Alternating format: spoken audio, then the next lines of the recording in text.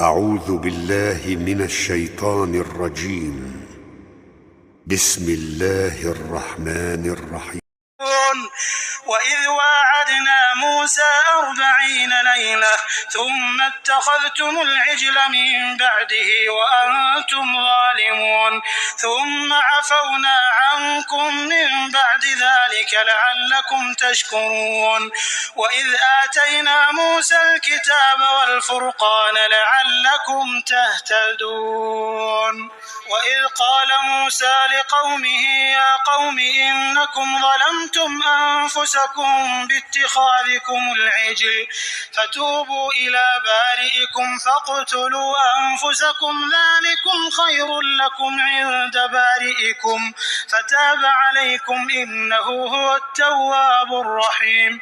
وإذ قلتم يا موسى لن نؤمن لك حتى نرى الله جهرة فأخذتكم الصاعقة وأنتم تنظرون ثم بعثناكم من بعد موتكم لعلكم تشكرون. وظللنا عليكم الغمام وأنزلنا عليكم المن والسلوى كلوا من طيبات ما رزقناكم وما ظلمونا ولكن كانوا أنفسهم يظلمون.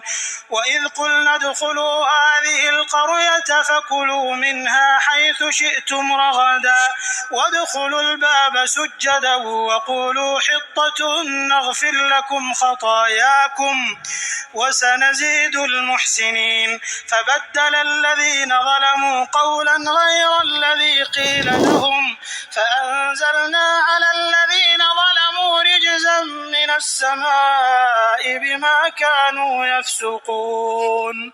وإذ استسقى موسى لقومه فقلنا اضرب بعصاك الحجر فانفجرت منه 12 عينا قد علم كل أناس مشربهم كلوا واشربوا من رزق الله ولا تعثوا في الأرض مفسدين. وإذ قلتم يا موسى لن نصبر على طعام واحد فادع لنا ربك يخرج لنا مما تنبت الأرض من بقلها وقثائها وفومها وعدسها وبصلها قال أتستبدلون الذي هو أدنى بالذي هو خير اهبطوا مصرا فإن لكم ما سألتم وضربت عليهم الذلة والمسكنة وباءوا بغضب من الله ذلك بأنهم كانوا يكفرون بآيات الله ويقتلون النبيين بغير الحق ذلك بما عصوا وكانوا يعتدون. إن الذين آمنوا والذين هادوا والنصارى والصابئين من آمن بالله واليوم الآخر وعمل صالحا فلهم أجرهم عند ربهم ولا خوف عليهم ولا هم يحزنون.